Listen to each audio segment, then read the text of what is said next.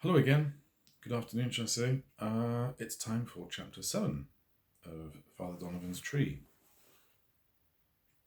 I was just looking at this picture actually on the front cover. I don't know if you can see it. Um, my father actually painted the original when he was a student in the 1950s, a student of art at Tiverton Art College. Um, and it's a picture of Jesus Christ in the Garden of Gethsemane. And I think the remarkable thing about it is that my father was the least religious person I ever met, ever knew, even more so than me. But it is such a powerful painting, I think actually one of his best. And my brother very wisely selected it and used it for the book jacket. He has the original, the stinker, but we won't go there. But I think it was a wonderful choice and I love it. Anyway, I'm going to read chapter 7. Just going to pop my glasses on. Lying in her newly acquired swinging chair under the canopy of the oak tree, Jessica luxuriated in the tranquil, hazy heat of summer and felt herself blossom. The tree was a haven for the local birds who sang for a mate and also for the joy of life. A blackbird sitting in a branch immediately above her made such a beautiful sound that Jessica became spellbound, her heart lost to his enchanting music. There was, however, a thorn among the blooms. Deep in the dark and murky depths of her subconscious, something predatory and malevolent had stirred, and she fought to suppress a memory, a thing so uncomfortable that she dared not go there. The problem was that the enjoyment of the birdsong was painfully linked to something far more sinister, and in order to shut out the memory, she was forced, finally, to close her ears to the beguiling blackbird and his rapturous song. A distraction came to hand as a large, shiny beetle came to view. It was arduously climbing through the grass nearby, and Jessica gazed at the plucky creature that glinted like a chestnut in the sunlight. The solemn effects of the joyful birdsong were to some extent attenuated as Jessica studied the busy beetle who was on some vital mission, unknown to Jessica, but obviously very important to the large insect. By the swinging chair were lemon barley water in a long glass frosted with dew, and a book, The Moonstone by Wilkie Collins. Jessica rarely had time to enjoy the luxury of becoming completely absorbed in a book, but this day she was going to release the ghost of bad memories and indulge herself, become immersed in her time. She intended to enter the world of beautiful architecture, no government buildings or apartment blocks made from concrete, or a world buried under billions of tons of vehicles. Jessica toyed with the delightful memory of being invited into an almshouse for a cup of tea some years previously. The almshouse was one of a row which was situated near a stunning abbey in Tewkesbury, Gloucestershire, and she was instantly captivated by the simple utilitarian beauty of the humble abode, radiant with the ethereal light of timelessness. By a process of thought progression, her mind drifted to rose and wisteria-covered peasant cottages that were so pretty that they were almost edible, so much like the witch's house in Hansel and Gretel. Then there were the elegant, wide, elm-lined avenues in London, paved with cobblestones and illuminated by gas lamps that were whimsically haloed by the fog. There were no cars, just horses and carts or carriages of myriad types and pedestrians of all shapes and colour, in clothes that spanned an enormous spectrum from excessively sumptuous and frivolous to the threadbare and sgrimy. Then Jessica, in her typically pragmatic fashion, could not but consider the negative aspects. A city of blanket fogs and primitive plumbing, no showers, personal hygiene was as yet an unrefined science, and people emitted body odours to greater or lesser extent as a matter of course, just as animals do, and few retained a good set of teeth much beyond the age of 30 or so, if they were lucky.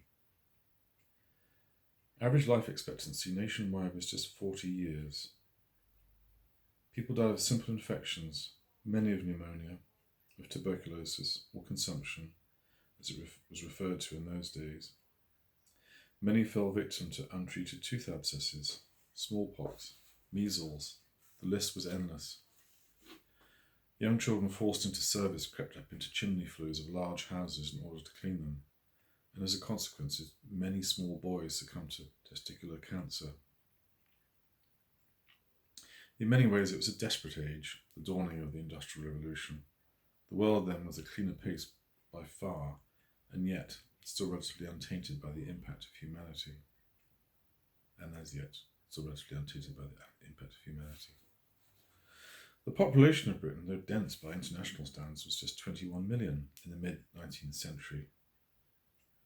Apart from the atrocious fogs in London, caused by the burning of coal in just about every fireplace in every home in the city, and the great industrial blast furnaces burning oak trees by the ton, the country air, by contrast, was clean and unsullied by automobiles, yet to arrive and scar the face of the planet.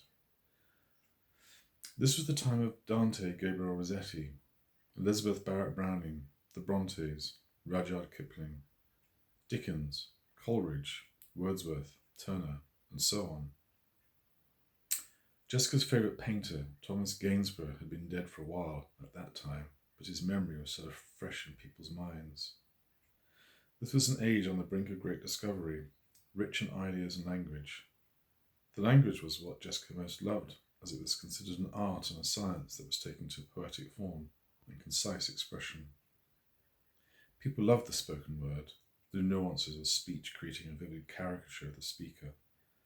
People contrived to express themselves to the utmost through the felicitous application of well-constructed, well-enunciated sentences. This was an era rich indeed in prolific writers, where typical Victorian reserve and propriety could be abandoned for the sake of art. Indeed, it was a great outlet for women who wrote under male pseudonyms in a patriarchal society, and who were subsequently able to express freely, often well beyond the bounds of acceptable conduct, and to be taken seriously. Jessica popped back into her flat, opened the window wider, and switched on her exquisite antique radio gramophone. She put on a record, an LP of Chopin nocturnes. This quite successfully drove the sound of birdsong from her mind, and the demons from deep within her subconscious had been quieted. With the windows wide open and the volume turned up, she could hear it perfectly by the oak tree, and so could most of the residents at Mortlake, and throughout Tower Hill, no doubt. She felt quite righteously, and somewhat pompously, that while one could object to hip-hop or heavy rock or even jazz at full volume, no one could possibly object to Chopin, especially played so wonderfully and emphatically by a pianist named Ivan Moravec. Jessica had even fallen a little in love with him, an abstract emotion that invigorated her. She experienced a sense of quickening, her bosom heaving for a paramour without the unnecessary complication of ever having to meet him.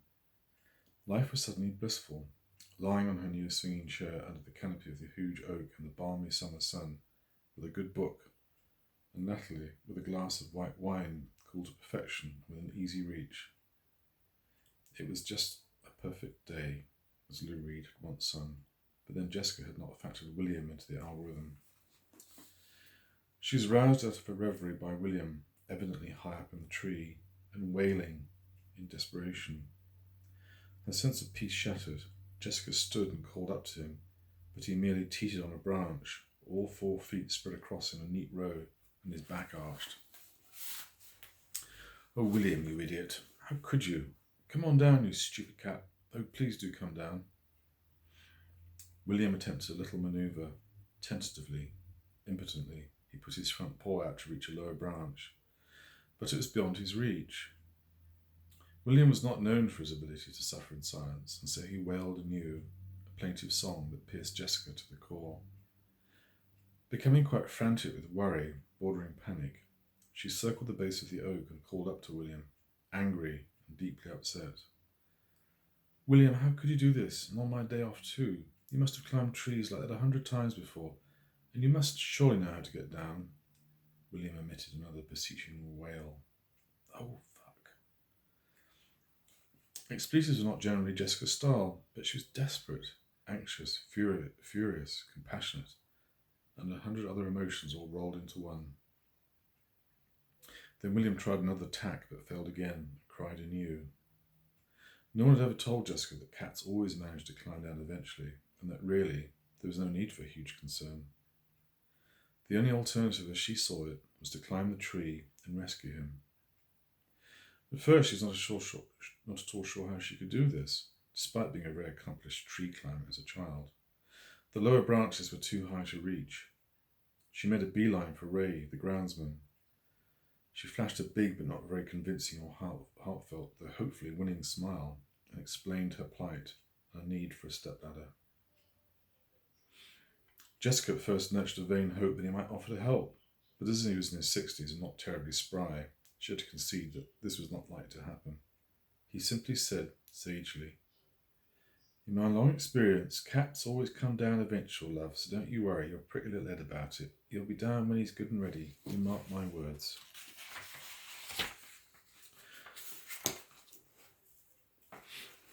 Unconvinced and a little annoyed at him for his lack of cooperation, Jessica walked away and placed the borrowed steps in a suitably level spot between two massive roots, though they still rocked precipitately when she attempted to climb them. She briefly contemplated going into change into something more suitable, but panic overruled her sense, and so she decided not to bother. She would just have to manage. She climbed to the very top of the ladder, including the one that had the legend embossed upon it, "Do not use to stand on." Tottering on the tips of her toes, she managed to reach the first branch with her slim but strong arms. Having done so, she swung her legs up and hooked onto an adjacent branch, so that she was able to pull herself up and stand on the lower branches. Thoughts passed rapidly through her mind, but she was powerless to stop herself. "Not sure if this is wise, Jess. Have you considered how you're going to get back down? Maybe someone will call the fire brigade. Oh, William, you are a totally exasperating idiot. I can't bear the embarrassment." Without looking down, Jessica quickly reached a point where William sat in a demoralised hunch, and she even permitted herself some joy at the thrill of being up so high in the tree. Jessica, at first apprehensive, was beginning to enjoy the challenge, and also the view, which, though not exceptional, was however very different to the one that she was used to. She noted distractedly that she could even see into her living room. She quickly reached William and tried to grab the scruff of his neck, without any idea really how she was going to carry him down. He growled, then tried to back up, hissing ferociously. As she caught him loosely by the neck, he struggled and broke free in an instant, and jumped nimbly onto the next branch lower down. Seeing a path open up before him, William jumped from branch to branch, and then sauntered to the ground, as if he hadn't a care in the world. "William, you utter beast! I've just risked life and limb to save you. Just you wait, mister." Jessica was beside herself with anger, but in equal parts with relief. As she reached out to a huge semi-vertical branch in order to steady herself, she quite by chance noticed words carved onto the inside of the limb. The inscription would almost certainly have been invisible from below, but the angle of the sun had progressed to an unusual point where the side of the branch became illuminated and overhead glare was minimal. She climbed just a little to where William had been supposedly stuck in order to gain a better view. The inscription looked ancient, as the knotted, scarred and gnarled tree of the bark of the tree had almost obliterated the text. Instead of being recessed, as had been the case originally, with the letters cut into the bark, the text now stood out like the proud flesh of a bad scar. She studied it for a while, forming the barely legible words in her mind, making sense of them. Then she read them aloud in increasing wonder. "As God is my witness, I humbly protest my innocence and my anguish at this great injustice. I will do so beyond the very grave. Lucius Gray, Anno Domini, 14th of July 1820. It's quite an extensive message for something cut into the bark of a tough old tree, and it must have taken skill and determination. She was amazed, fascinated, and elated, and it was Providence indeed that she of all people should have made the discovery. Lucius Gray had indeed reached beyond the grave. She quickly forgot all about William and memorised a phrase, repeating over and over again the exact idiom. Jessica really didn't want to have to climb the tree again to refresh her memory.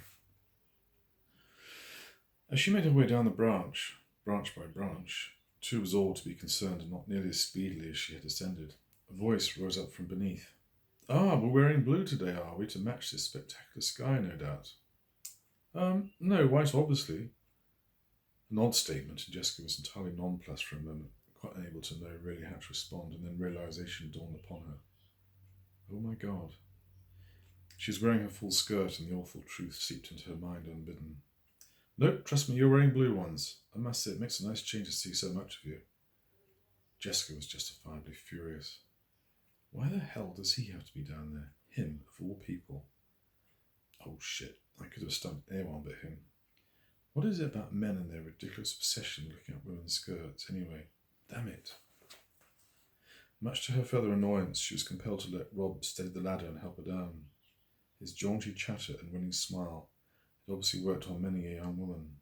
He really was an accomplished flirt, but he wasn't as good as he thought. Jessica was immune to his charms, more than ever in fact. She couldn't stand the sight of him at that moment. He was admittedly very helpful, if rather over-tactile. Jessica decided not to be cool, disdainful and angry. He would expect that. She forced herself to joke, to play the innocent down. "Oh, well, if I'd known it was you, Rob, I'd have worn my granny's bloomers. I know how you men get all excited over big knickers." Rob then changed the subject. He was curious and asked, "What were you doing climbing the tree anyway?" "Trying to rescue my cat, of course. I don't always cavort in trees wearing skirts." "You mean the fellow over there by the shed that has been grooming himself in the sun for the last 10 minutes, without a care in the world?" "William, you complete bloody traitor. No more rich tea biscuits for you, sunshine." "He came down when I tried to grab him," Jessica added lamely. "All cats do that, you know. They never get completely stuck, unless trapped in a hole or caught in some way. He'd just fall down if he got hungry enough anyway. Law of gravity and all that, darling." Jessica thanked him civilly and was about to make haste back to the apartment to recover what was left of her dignity. "Would you, by any chance, like to go out for a curry? Hey, bring your girlfriend too." "Not another bloke who thinks just because I'm half Indian that I love curry. Oh God, here we go again. And he's apparently seen through my ploy." Jessica made her excuses resolutely and finally extricated herself from his persuasive but cloying web of charm. The trauma of the preceding half hour was speedily buried under the influence of and the fascination for her discovery. Her first course of action was to establish who Lucius Gray was, and then she gasped in amazement as she noticed the date on her laptop as she flipped the lid open. 14th of August, 2009. Good God, this is an anniversary of his writing that message. How strange. I suppose that is not so strange, but still, 1 in 365 chance that the date should be the same. But another fact occurred to Jessica, coincidental maybe, but in a numerological sense, the year 1820 was the same as 2009. Both amount to 11. Gosh, must have talked to Julie about that. It's the kind of stuff that she knows all about. Not quite the Victorian era, though, was it? That was 17 years away, if I'm right. The date marks the end of the Regency era. More like that prison had only been here for 19 years. Imagine. I wonder what it was like then. Jessica's natural curiosity had been well and truly aroused, and, allied to her uncanny forensics abilities, started an avalanche of thought, of analytical process. She searched and located the relevant departments on her laptop, and then typed in a password, then prison records, 1819 to 1821.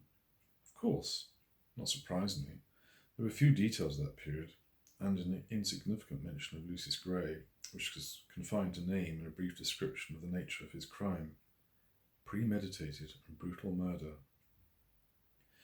There are a smattering of entries for the more infamous criminals of the day, but Lucius, for some reason, was considered a lesser felon, and was denied any distinction. Jessica might have lost interest at this point, were it not for a nagging gut feeling that encouraged her to search more deeply. Ironically, the difficulties affirmed a resolution in Jessica to get to the bottom of this. Her curiosity was now well and truly aroused. She resolved then to track down the relevant notes in the prison records office, and would have to go to the archives in person when she had some time. Well, as to that, she's just going to have to make time. Lucius Gray had dropped in on her life in more ways than one, and Jessica resolved to get to know the man a lot better before the week was out, even though he had been dead for over 190 years. Chapter 8 next week.